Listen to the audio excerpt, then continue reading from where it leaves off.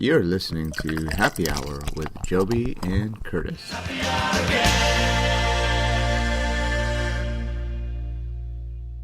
It's happy hour again. All right. Welcome to Happy Hour with Joby and Curtis. I was under the impression that here right we were going to taste them first and then talk, but and we've got There will be some activity this evening. There is some activity. I don't know this is a functioning restaurant bar. Who was that right there? That was Lumina. Who's bringing the free glasses. Lumina, who is no stranger to this show. She's been on several times. Mixing caipirinhas, however badly I there's some strawberry pronounce I'm just going to taste it, pass down. There we go. So, going down the list. It's viewers at home can't see this, but we're going. And for the viewers, if you haven't noticed the informality of the show, this will be edited for your pleasure. Beer camp across the country. Beer camp across America. So it's actually, this is a really cool thing. We're honored to be one of the only two places in Ventura County that got the draft version of this. So that was really cool to have all 12 of them on at the same time. So beer camp, we were talking earlier briefly. That's the Pilsner there. Yeah, the Firestone and Torpedo. Which actually tastes like Pivo, but with New Zealand hops instead of German hops. It was really cool. I like that. Very tasty. Yeah, I do. So, I'm sorry, I cut into the beer camp here. You were just going to tell us. The beer camp, this is beer camp across America. So this is like beer camp for big kids. And the big kids being like the big breweries, right? The guys that they invite. I mean, there's some awesome names on here. You have Russian River, Ninkasi, Oscar Blues, New Glarus, stuff that we don't get over right, here. I was going to say, that one that Bells, we can't get. Three Floyds. And then the Asheville Brewers Alliance, which is probably something they were paying homage since they were opening a brewery there in Asheville. So probably something where they kind of threw them one there. That's kind of cool. That one's interesting. It's got sweet potatoes in it. It's called Tater Ridge. Interesting. So, when you go down the list, too, just to jump right into some of the styles, it looks like they catered to these other breweries' style or theme a little bit in the collaboration. Yeah, it definitely seems like they let them kind of do it. And so the beer camp, I think they knocked these out like right in a row. I guess they invited, must have been, once a week or one every day or whatever it was, and knocked them all out, made the beers, and then they packaged them. They've got a 12-pack even where it's got two cans in it, which is really cool. So apparently, Ohio Beverage Company and Bevmo have it. Okay. I got the Facebook official announcement this morning. Two opposite sides of the spectrum? Two opposite sides of the spectrum. I don't normally plug Bevmo, but we have a lot of great customers that work at Bevmo, and they sent us a message this morning. We've got 14 cases. That's it. Tell everybody. Which so is surprising very for a big box that has leverage. Very, very limited. This stuff's all very limited because it has to go all the way across the U.S., and there's a festival. The festival is actually right here behind us. That looks amazing. I wish I could go to this. Did you see that great product placement Curtis has in the video? We got this. And the next one's in San Diego on the 20th, which is this weekend, right? Yeah. Well, next weekend. This weekend. No, it is this weekend. Holy crap, I'm a week behind. That's right. And, I mean, so what they're doing is they're having all these beers there, but then they're also, all those breweries are pouring. So it's like this, it's almost like, hey, Firestone, we got a good little festival, too. Yeah, right. It looks cool. And we're traveling 7 cities, so. To put out all of these, they must these brewers must have been coming in every other day. That's something. Right. It has to be something like that. But, kudos to Sierra Nevada where they have the tank space in order to say, let's do this. And, we don't have to worry about it's cool. storage. Yeah, or impeding upon our normal production. Right. Which is very ambitious considering that they're trying to open the other brewery and they're trying to get that going. So these guys are doing everything. And it must be cool to get to that point. I mean, they're 30-plus years in right now, right? Yeah. So it must be cool to get to that point where you can say, hey, I want to do this, collaboration thing with 12 beers across America and invite people and, like you said, have the space, the facility to do it. That's got to be nice when you can get to as you look at some of these little breweries or smaller guys that are opening up, looking up at these guys going, damn, that's pretty cool. I wish I could do that. It's definitely a cool concept. The next one we have coming up is the New Glarus 3 and back. It's an English-style bitter. Did we put 3 on there? Misprint. There and back. No, it's there and back. I was like, 3 and back, there and back. I like 3 and back. What's the style? English-style bitter. It is a bitter style. So we'll see. And going back while Joby's tasting on that one, the Pilsner and the Belgian style pale with Allagash. So Firestone had the Pilsner, Allagash gets the Belgian. Definitely more of a kind of grassier not a lot of fruit in there for me. On the first one? On the Pilsner, and then a little bit of, that typical Belgian funk you get with the second one. But it kind of starting out in a dry spectrum. Yeah, and this is kind of has Allagash's footprint on it. I mean, in fact, both of these first ones. And I haven't had too much New Glarus. I don't know if this is something that's like right up their alley. My experience with New Glarus is typically in the sour route. The sour, right. Yeah, and those are my favorite, although they have a fantastic IPA, really great one. I tell you, though, It's nice. It isn't very nice. Right. It's sessionable, 5.6. Very pleasing bitter finish. I know you guys like the word sessionable. You have a whole show about it. Sessionables. But that is sessionable. That's an English-style bitter. I mean, that's what it's for. The thing that you want to look about, be careful about the ESVs too. Is so if you get one that has this kind of a caramel, buttery flavor, that's an off flavor with it. And so the diacetyl. No, this one does not. This one is very clean. Yeah. Red Hook's ESB had that for a while, and then that was kind of their house flavor, and they just kind of rolled with it. And then they had some new brewers come in and they cleaned that one out, but. So this is one for me where when I looked at it on paper, I said, come on, Russian River. Belgian-style blonde. But it's actually pretty good. Just because they're so known for Pliny and sours. And I'm like, hopefully that's not copyrighted. I'm like, come on, man. Oh, wow. Right? Yeah. On paper, I didn't want to like this beer. I was mad. But it's actually really good. Is there anything interesting about it? It's an American-Belgian mashup. I'm having a hard time reading with the three and the there, and then I was reading Belgian style, and I was thinking golden. Right. And so I was expecting something a little drier, a little more spice, and then I see that the blonde, obviously, yeah. And it's kind of hoppy. It is a little hoppy. It's got a crispness to it. I'm intrigued by the names.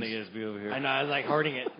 I was intrigued by the names. I wish we had some of the brewers here to talk about that creation process. I mean, Yvonne the Great. I'll jump in on that one only because I already knew this, obviously, but it's their renowned Belgian brewer and friend Yvonne de Bates, Baets. Okay. I did not know that. I just read it. Because obviously that's Yvonne the Great. Yvonne the Great. This is our rudimentary teleprompter over here. So there and back, I have no idea why that's called. There and back is named for the planes, trains, and zeal that connect the U.S. There you go. I don't make this stuff up. I'm reading it. What was that? Torpedo. You couldn't make this stuff up. Torpedo Pilsner, I think, is self-explanatory. They torpedoed it with the New Zealand hops. That's the end. What was the other? The Myron's Walk. The Myron's Walk honors Myron Avery, a founder of the Appalachian Trail, which spans our North Carolina brewery and Allagash's home in Maine. So it definitely illustrates that they let the partner brewery kind of, like you said, handle the footprint and lay the foundation for each of the collaborations. Now, Three Floyds, again, you look at it and you say, come on, Three Floyds, what do you got? Chico King. Chico King Pale Ale. But my awesome. favorite from them is Alpha King. That is just, before I even knew who they were, I was at, there's a punk bar in Chicago called Delilah's. And they were having this big beer festival. I was meeting my best friend from high school, and I was looking through the paper, and said, "Oh, here's a big beer." And we were in Kenosha, and so what do you want to do tonight? Oh, hey, look what I just saw in the paper. You want to go in? Yeah, we had no idea where this place was. Found it, and Alpha King was the first beer I stayed with it. Alpha King is awesome. And being an Indiana native, Three Floyds is like so sought after out here on the West Coast. Being able to see an Indiana brewery get so much notoriety out here. But they got quality beers. Alpha King is it for you, but their Panzerwolf IPA is really nice, balanced. And the Gumball Head is a wheat beer. Is really good. I mean, that's especially because the shipments that come out here, it take a couple days to get here. The wheat holds up. If you can get yourself hands on Gumball Head. I think my first Alpha King was my first Dreadnought. Was an old one, and it did not do it justice. And most people typically gravitate barley wine to the Dark Lord, but they've got a solid lineup, I think. Oh, yeah. I like that. I know, Jason, you haven't tried it. I'm trying not to say it before you taste it. Sorry. But that was good. It says it's for their mutual love of pale ales, which makes perfect sense. Sierra Nevada, nice kind of the king of pales. It's a well-balanced one, too. There's a nice malt flavor with that. What are we finishing with there? Electric Ray. That is not a very pale lager. India Pale Lager. Yeah, well. That's this one. That is. I feel like we're going to come up one short there, Joby. Oh, you got 2, 4, 6. We've only got 11 beers in front of us, too. I was trying to work my way around the clock thinking, because right now, if you haven't noticed on this broadcast and this recording, we are zooming through Scottish Ale. because we want to be concise, but we want to enjoy these beers afterward as well. So we are just flying through the roundup, and I'm like, wait a minute, I'm missing an hour in this clock. All right, I'm going to go. This is going to be edited out. No. We need one full sample of The Electric Ray. Please. Well, this is weird. This has to be the Scottish Ale. I think we could go. That's not a very pale lager. No. I think we could go right to the. Let's go to Scotch. I think we could go to the Scotch Ale. Scottish Ale. Or Scott, go ahead. You start. We'll go this way. All right. So for the second half of the We're going. So, the difference between the Scottish Ale and the Scotch Ale, Scottish ales are generally a little lower on the ABV. So Okay. think of it as a Scotch, as in the whiskey is a high proof sort of So this drink. is a Scottish ale. So coming in at 7, it's actually lower than Scotch ale. It's saying, but 7 is a pretty high, Pretty high Scottish. Especially when ale. you get taxed based on alcohol, right? Like they do in the with that old way. Right. Yeah. I got you. So Scotch ale stronger. Just Right. Scotch, but same style. Not same style. Same basic. Maltier beer. and I'm trying to think of either one of them can have some subtle smoky flavors to it. I'm torn. But Do you get sweet potato? No, I don't really. Which is something that I don't know how you would get anyways, because it probably just ferments out. Like I don't know. And who knows when they put it depends in? on when you're dropping it in. Yeah. No, that tastes like a Scottish ale to me. Yeah, that's good. Yeah. I'm actually kind of glad. I'm torn on whether or not I like it because it's Malty. Yeah, there's definitely malty sweetness there, but there's a white peppery bitterness in the finish that lingers a little bit for me. Well, one of the things that I'm catching on the backside too is there's just a tiny bit of peat in here. Right. It's just kind of ever so faint, ghost-like, following at the end. Oscar Blues, and of course this is a can. Really looking forward to this one. There's 2 cans in the pack. This is one of them. Can and Fusion. that is go ahead, Jason. We'll just keep it going now. That's a rye bock. So let's see here. Can Fusion is a dry hopped rye bock. Spicy rye, tangy wheat, and bright citrus. I like that. And I typically enjoy bocks because there's just this kind of muddled sweetness that happens, but yet it doesn't leave you feeling like it's not that malty, syrupy sweetness you're accustomed to. And it's no light beer, 7.2. I'm wondering, complex malt launches. Did it say anything about hops? It says there's a Australian Ella hop variety. So and it's talking about tangy wheat and bright bitterness, or citrus. I mean, that's what I was smelling right away. Was just that citrus. Yeah. Part of why I like bocks as well because I think they're good food beer. When you look at across the spectrum, they've got some sweetness, they've got some of that bitterness, they've got a little hoppiness going on, so it can kind of work its way through the spectrum of food for you. A lot of times the perceived bitterness on that too is just the alcohol cleansing, and so you get a spice in a Doppelbock. What's actually helping to cleanse because there's hardly any hops in it anyway, and that alcohol is so high that the alcohol is actually playing a part to is actually playing a role in cleansing that out. Let's see, the Yonderbock. The most mispronounced, the Maybach. Maybach. Not to be confused with the car. No. I think if you did. I think the car is different. Is it Maybach for the car? I think so. That looks more like it. Thank you very much. That would be. I'm not sure. I don't know the Maybach. That definitely smells like a hoppy lager. But basically, it literally means May, right? Like the month of May. This is a beer that would come out in the spring and to celebrate. Generally a little lighter, so that as you're working, it's not as So as generally, heavy. wouldn't be 7.7%. No. And in terms of tropical notes, I think most people. They made it like that, right? Yeah, but I think a lot of people think when you say tropical, you're like pineapple and citrus and coconut. This is more like that richer papaya passion fruit realm for me. Right. Yeah, my box is generally like a light and a little hoppier than what you would normally get. Of course, being that this is Beer Camp across America, we can do 7.7. Because we know Americans tropical America. We're doing this. We're making it our own Maybach. So do you want to? No, I really like. I think we should go back to that. Let's do it. It's perfect timing with these dark ones right here. So this is Ballast Point, Electric Ray.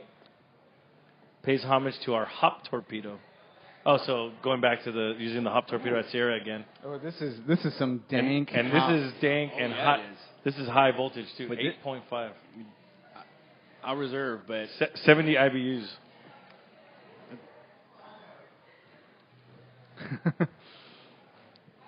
I don't know if I've ever eaten weed, but I would imagine that that's what it tastes like. Yeah, but I will not answer that. I will not confirm nor deny that. I'm pleasantly surprised by that, though. Oh man, like that is this marries that beautiful summertime lager that you want to drink after mowing the lawn with an IPA concept that we enjoy usually in the evenings. It does not finish like a lager, though. No, it's not. I was waiting for that kind of, that lager kind of. No. It was like, nope. It's kind of like those NBA jerseys. Here's some weed for you.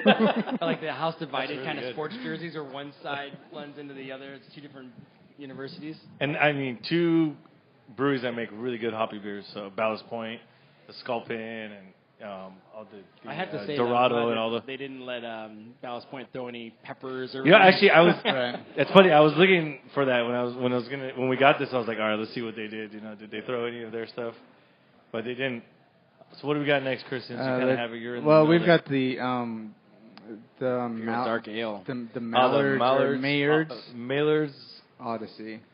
Rich, dark, and roasty. Bell's out of Michigan. It's go ahead. Well, I was just gonna say we typically have good luck with Bell's, and in terms of one of those brands that people know and kind of recognize right off the shelf, the yellow Bell's sign is prominent.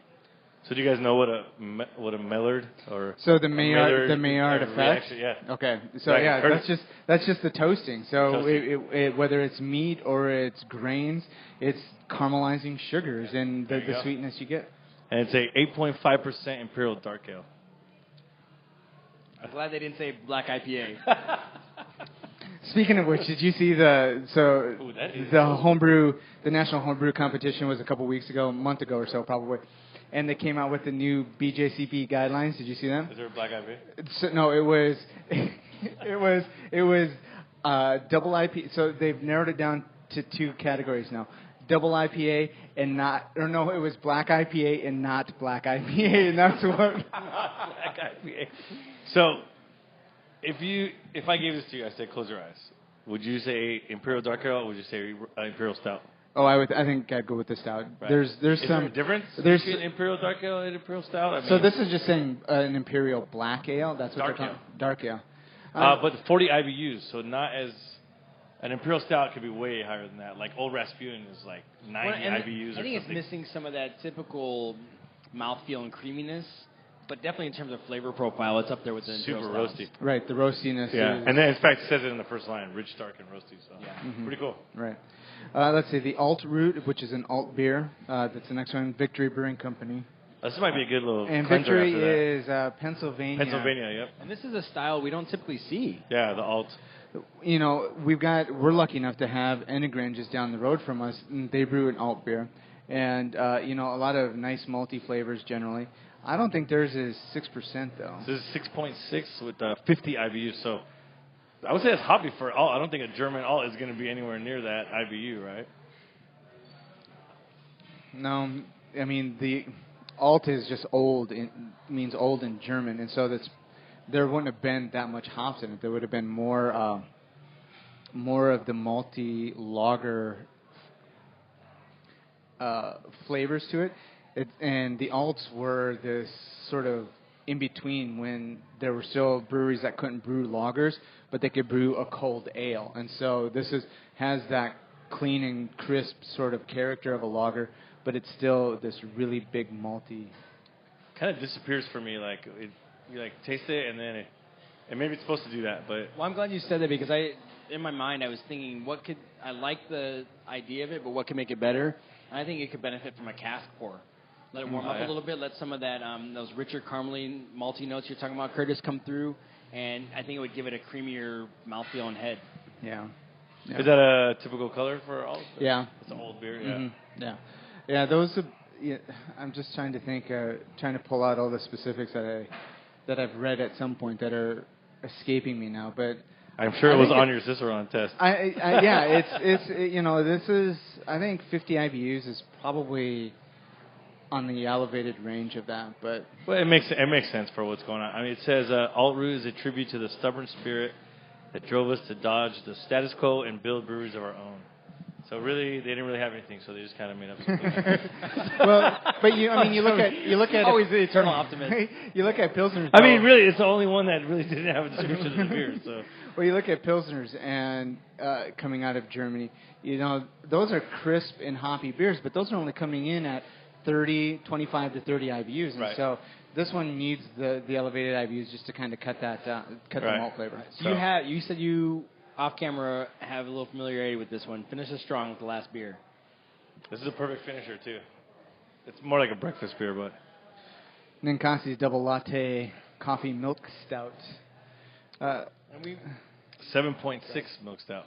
And just based on our show with Pints and Pairings platform the other day, Curtis, I think we're starting to see more of these multi-layered stouts. A coffee milk stout, an oatmeal milk stout, a peanut stout. Yeah, where it's not just one variable on the stout option. It's a 2 or 3 variable.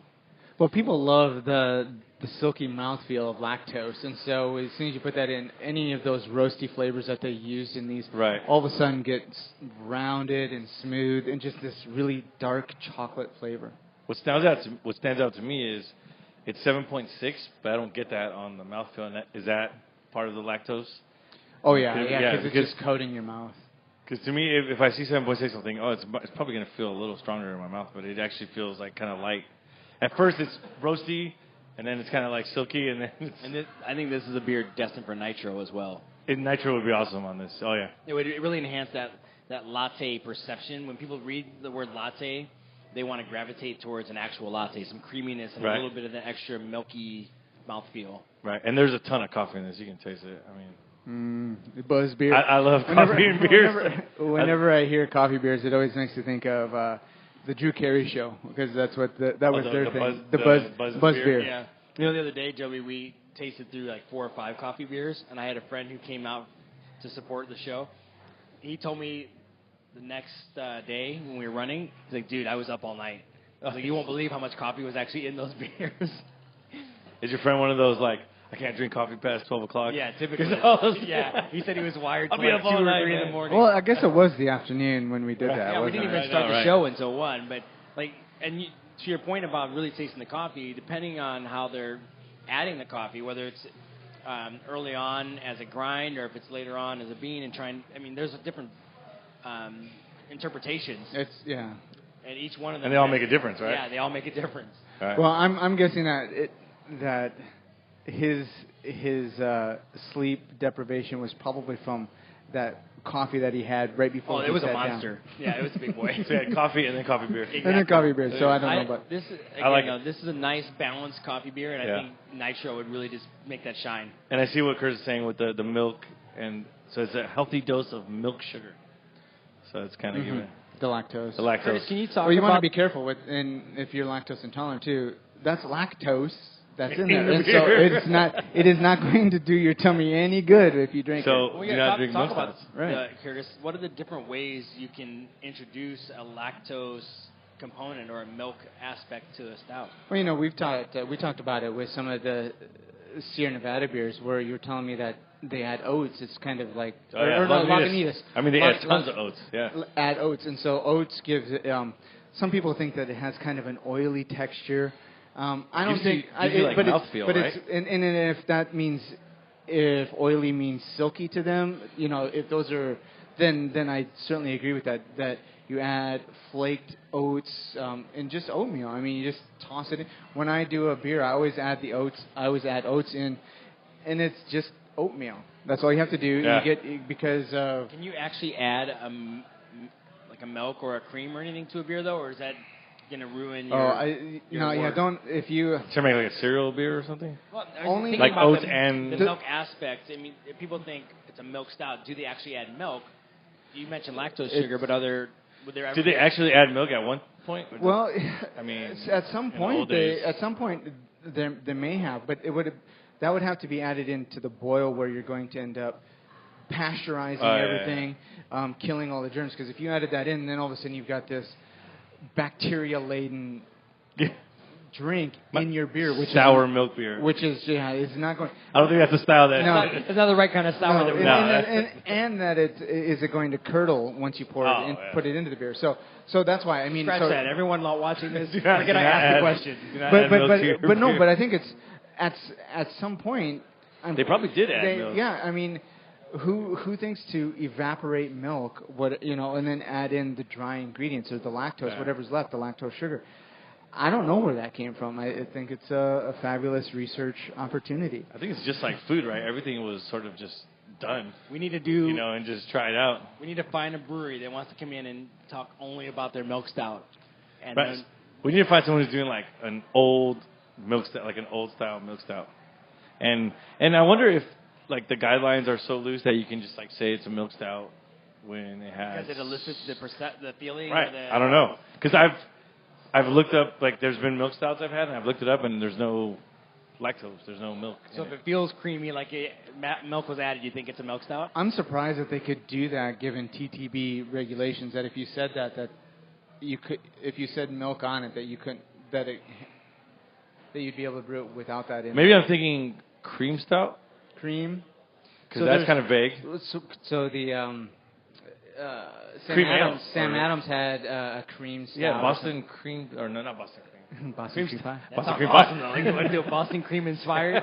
Sam Adams cream stout. You're right. Cream stout. And so, but that was, I think, the reason that they called that one cream was just because it was lactose. But that was a really great beer because it had all these stouty flavors, and I had that early on in my craft beer growth. And I remember enjoying that one so much because it didn't have all of the acrid sort of really roasty flavors. Was that around the same time as the cherry wheat? Sam Adams? That beer swore me off any kind of fruit-flavored beer. Really? Yeah. I think you can still get the milk stout or the cream stout. Did you enjoy the cherry wheat? Hey, thanks for listening to Happy Hour with Joby and Curtis. If you like this podcast, make sure you like us on there were iTunes. people that sought out the You can cherry also wheat. find us on I'm Facebook saying, under Happy Hour with Joby and Curtis. Give us a like and share it with all your friends. We'd appreciate it. Cheers. Like that mix pack. Yeah, it's cool. And he grabbed that up. And that was a beer, like a unique beer. It was we both super kind of unique. enjoyed together because I'm elevated in my beer experiences compared to him. But yeah, we felt like there was common ground on that beer. I'll be honest. I'd like to go back and try cherry wheat now. I don't know. It's hard to get it now. I think it's only in Boston probably or something.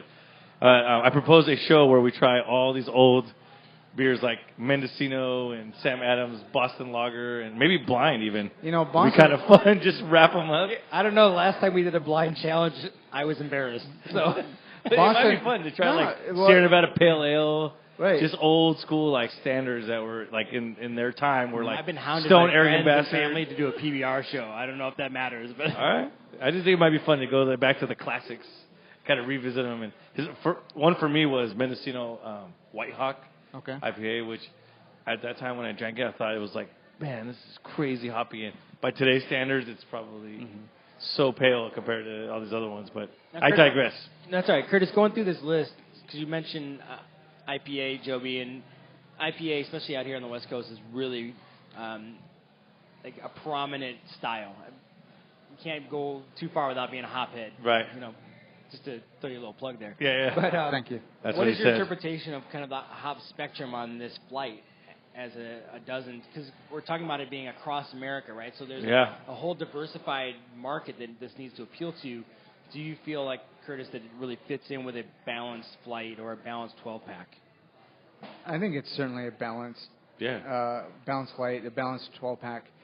I think I would have liked to have seen a little more hop-forward beers, but that might have completely thrown off the whole thing. But that's not the idea, thing here, And so, coming from the hoppy, the Chico King, and then the India Pale Lager. Pale Lager was good. Even the Russian River Blonde was hoppy.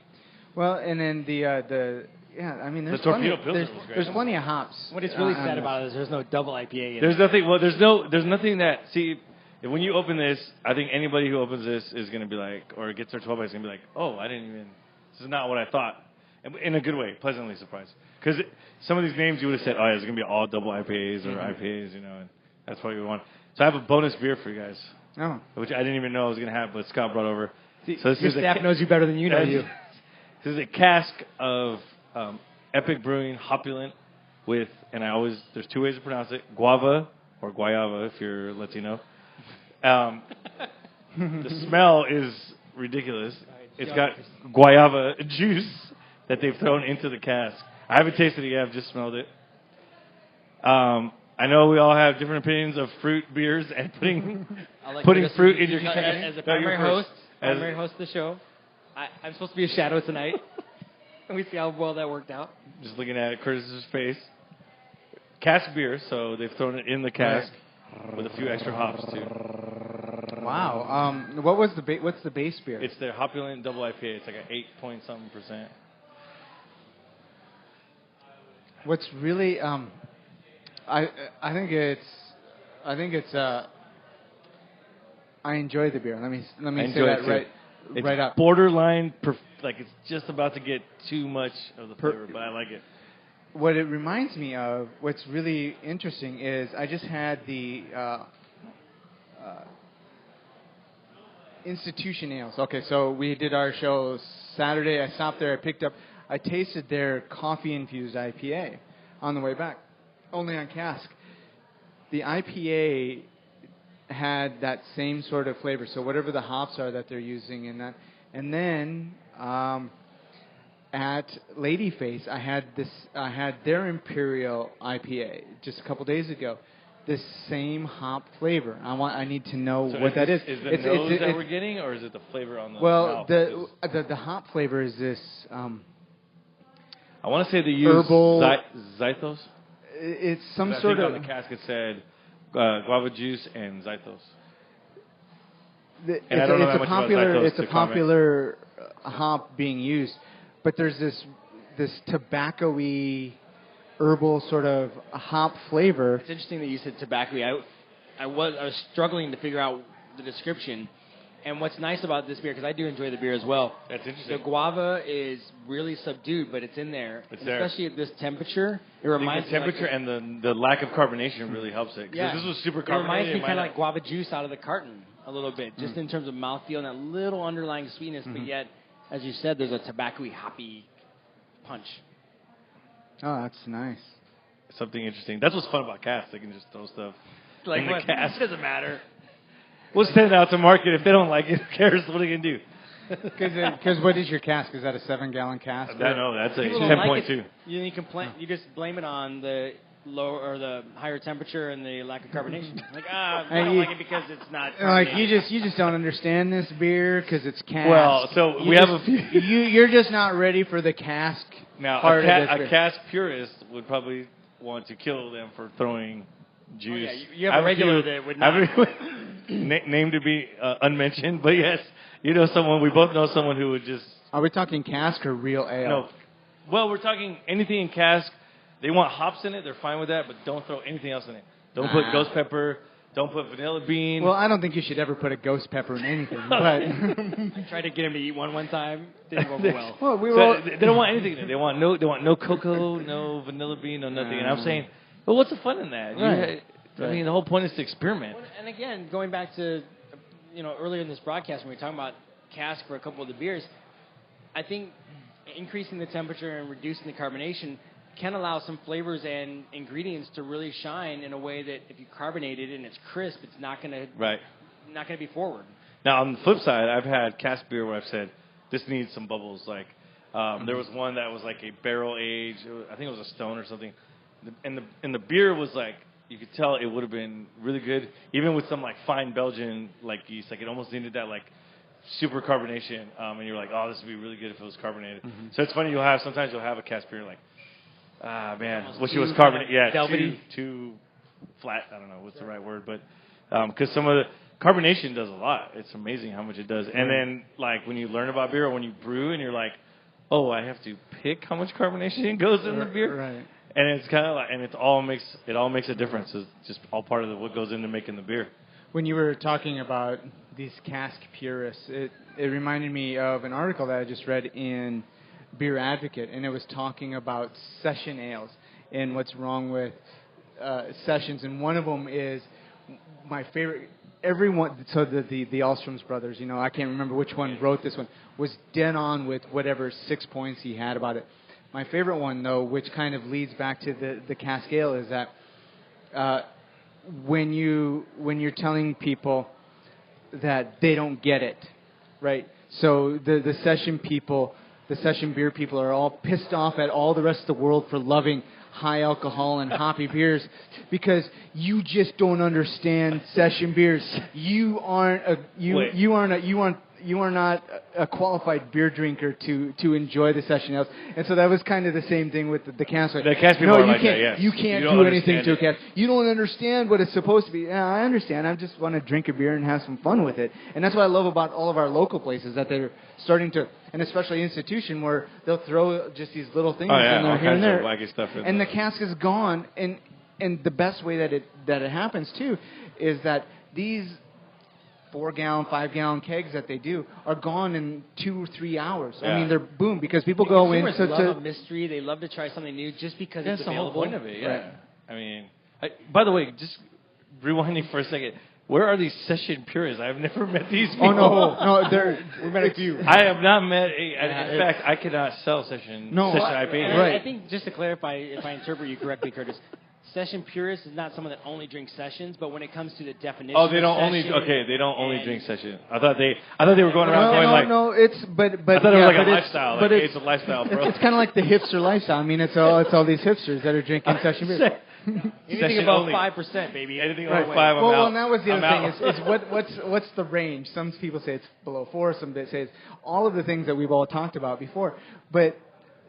It's more it's a little bit of both, but it's certainly the people who want to go in and be able to drink 4% beers, but it's kind of like hybrid drivers, and I'm one of them, looking around at all these giant cars driving on and go, yeah, the what's that head move? Wait, who's looking at who? You're looking at them, or they're looking at you? Yeah, I'm looking at them. The South Park one. Did you see that where the smug was coming across the country? Not smog, it was the smug. Because Stan's dad had bought a Prius, and he was like, "Oh yeah, you shouldn't be driving this. This is my electric car." It's that same kind of thing. Like they're just smug and snooty about. I'm a better drinker than you. I understand what's going on. If I was going to open a brewery, I would probably cater to these session.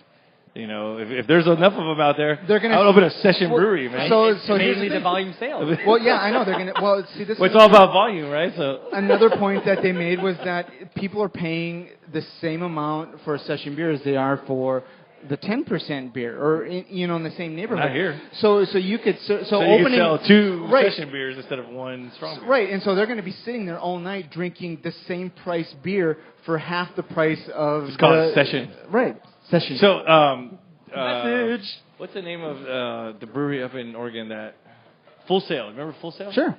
They had one of the first ones that was actually just called Session. And then at first we were like, when we first got there, and it was a 12-pack, and in fact, they were stubbies. They weren't even 12 ounces. Yeah. Stubbies. And it was like a stubby 12-pack, and we got it, and people were like, this is like 8 years ago. They're like, what is this 12-pack? It's like, it's a Session. And then I remember I actually looked up, and you guys talked about the origin of the word. And then we were like, look, it's if you want to drink a lot of beers, here's your 12-pack. And they're like, one session. That sounds awesome. It's such an ambiguous definition. Well, yeah. Session could be It's cheaper. Hours. It's Some cheaper, of us have been here for hours. and it's an all malt beer, and it tastes better than Budweiser or Miller. It was a good old. They had a dark even. People's opinion. They even had a dark. In terms of my interpretation, I think that's a good point, because I was sitting there thinking about where would my range be when you mentioned what is the range of a session beer, and I'm thinking anything under a big 3, typical Macro, offering, whatever, but with a lot more flavor. Right. Okay. I mean, I was golfing on Monday. We were in a golf tournament, and Firestone, and they had Easy Jack on the trailer, and that's what I drank during my golf game. And yes, that's a Session IPA or whatever, but to me it was just, hey, I don't want to get hammered out here. But you want a good flavor. But I wanted flavor. Right. And I didn't want 805. No offense, 805, love you. And I didn't want people. Love you. Love you. Or I didn't really want people pills. It was more like I wanted some hops. So sure. In that case, it worked. But yes, it does to me and to a lot of the hopheads. It does lack a certain body, and it's going to because it's low alcohol. Bundling all these things we're throwing out there, though, and looking down this list that we just tasted, as a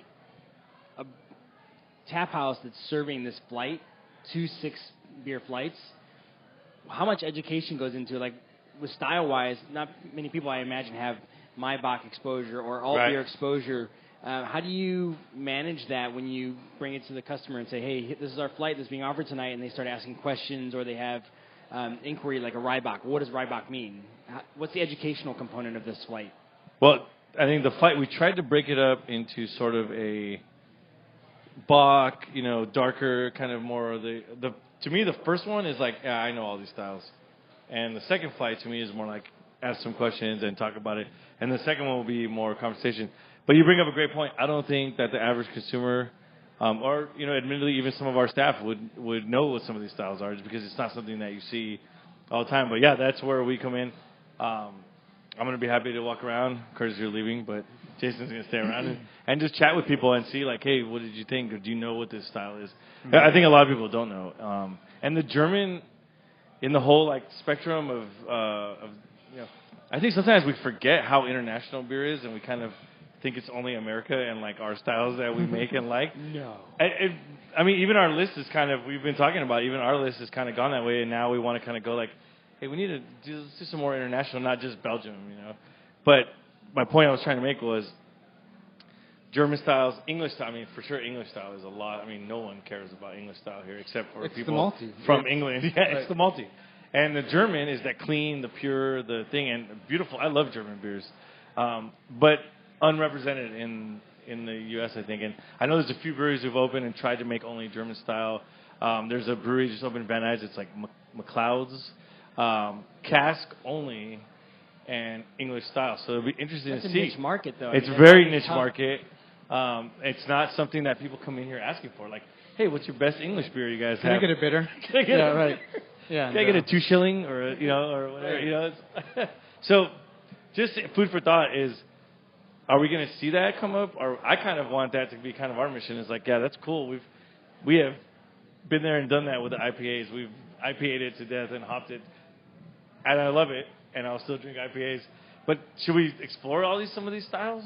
Well, I think, Curtis, you and I would show up for something like that. If you were to take an English night, lately you've been kind of mixing flights instead of doing a specific brewery. You've been doing different styles, but maybe go in the direction of a themed flight. I like that style. I think that's great, especially if you were to get a discount if you wore knickers, say. Or if you have knickers, if you rode in on one of those bicycles with that really big ass front wheel and that little tiny one. Thankfully, Curtis, I will accept horse and carriage also. Horse and carriage will be. Or maybe doing a line dance with other people in the jig, right? Curtis, you like to put together stuff in your not just your outfits, but in, with Hophead said, and it might be something interesting to explore. I mean, we definitely can talk about that, but I don't know. I think people just don't know enough about beer styles. I think they say, hell yeah, man, awesome beer, but then you're like, well, what's that? What is that? And it's like, I don't know. It's awesome beer. I think what we've seen too with the measuring in terms of beers. Like the measuring I like that. of beers and acquiring beers from across the country. The Dungeons and Dragons effect. The D&D effect. Yeah, and they would poo-poo a flight like that because they're saying, what's the value in it? Why? Right. It's not the biggest, boldest, greatest thing. Right. But based on some of the discussions we've had, a return to style is very valuable. Having a discussion about the roots of these beers before you start adding all kinds of crazy fruit or hops or chocolate or whatever it may be is actually a really beneficial way to go, in my opinion. And there are definitely guys out there like Chuck that we did the North Coast with. I mean, Chuck teaches like a beer course, and one of his chapters is Germany and German styles, and he did a class here, and he brings out. I mean, it's an amazing spread that he brings out, but he takes you through all the German styles and why and how. None of them have any crazy fruit added. No. Or wild yeast. There are the exceptions. The Goza. With they weren't allowed to. They've got a few cheater ones Yeah. that you're like, wait a minute, what about the purity law? It's like, that one got around it. I'm sorry, this one is not called beer. That's not technically classified as a beer. But I mean, you can get around it. You just don't get to call it beer. Malt beverages, whatever. Cool 45, right? No. Well, I guess more exciting or non-exciting flight nights coming up. Depends how you look at it. More educational. that was Curtis's box. No, it's Jason trying to put his foot in his I was washing my glass. shoes apparently by putting my foot in my water glass. I hope you guys enjoyed it. Yeah, it's definitely. Cool little thing they did. It's always good to come back. What I appreciate about this too is that they hit these styles that we've been talking about that are a little less well known. Right. But they've given them enough kick so that people will pay attention to them because Americanized them. Right, because in my box, it's really. I mean, we're talking first lower. Having the conversation, right? Right, getting there, and I think that once people, if they're interested, I like the My Box, and they start searching out My Box, you're going to find a wide range, first of all, of colors and flavors and strengths, certainly, but at least it's opened you up to that, and by including it in a Sierra Nevada pack, people know that they're going to get a good beer anyway. That's cool. I think they were all equally, of course, some better than others, right, Jason? But it's a very fun pack. I think it's cool. Pick it up while you can, I guess, because there's not that many of them out there. But take it home. Yeah, we're in their backyard, and we only got 14 cases. But we got draft. Bitter IPAs ready. Bitter Party 1. It's called Beer Cap across America. I was going to say, there's only 1 million and some people in Ventura County, and we only got 14 boxes here. It's not Beer Cap across California, Curtis. It's got to make it all the way across the U.S. The next time I see a photo of you, like, in the backyard with a barbecue, the owner or head brewer of Sierra Nevada, I'll have a different interpretation. But until then, we're just general consumers. That's right. All right, well, I think that's a good spot to end right there. Sounds good. I got schooled right there at the very end. It's time to call it quits before I get another tongue lashing. Yep. All right, well, it's been another a mini episode. You know what? We were not very mini. We were shooting for a half hour. We just about made it the happy hour. That's perfect. That it's supposed to be. All right. We'll see you guys soon. Jason, thanks for joining us. Thanks as always for letting me sit in. Thanks for interrupting your vacation to be here with us. This is a vacation in itself. I think you needed a break. This is work. What? No one's going to see this. Don't worry. No. Nobody's watching us right now. My father-in-law never watches the playback. Never. Edit that out later, Curtis. All right. Thanks, Curtis. Cheers. Have fun. Bye. Hey, thanks for listening to Happy Hour with Joby and Curtis. If you like this podcast, make sure you like us on iTunes. You can also find us on Facebook under Happy Hour with Joby and Curtis. Give us a like and share it with all your friends. We'd appreciate it. Cheers!